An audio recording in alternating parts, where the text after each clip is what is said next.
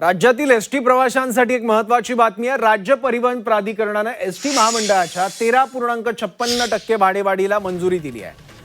आज मध्यरात्रीपासून ही दरवाढ लागू होणार आहे। मात्र यापूर्वी प्रस्तावित करण्यात आलेली 10% हंगामी भाडेवाढ मागे घेण्यात आली।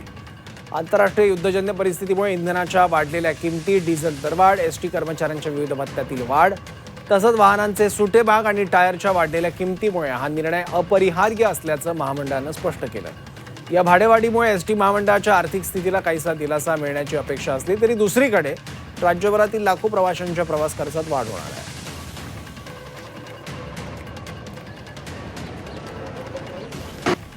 आहे। जुना दर नेमका काय होता? मुंबई सातारा या प्रवासाचा 498 रुपये, तो आता नवा दर असेल 515 रुपये।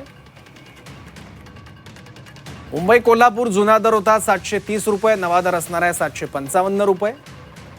मुंबई नाशिक जुना दर 355, नवा दर असेल 370 रुपये। मुंबई धुळे जुना दर 664 आणि नवा दर असेल 685 रुपये। मुंबई चिपळूण जुना दर होता 498 रुपये, नवा दर असणार आहे 515 रुपये। मुंबई सोलापूर जुना दर होता 775 रुपये, नवा दर असणार आहे 800 रुपये। पुणे कोल्हापूर जुना दर 431 रुपये, नवा दर 435 रुपये। पुणे अहिल्यानगर जुना दर 233 रुपये होता, तो आता 240 रुपये असेल। पुणे संभाजीनगर जुना दर 454 होता, तो आता 470 इतका असेल। पुणे सोलापूर 465 वरून 480, नाशिक पुणे 410 वरून 425।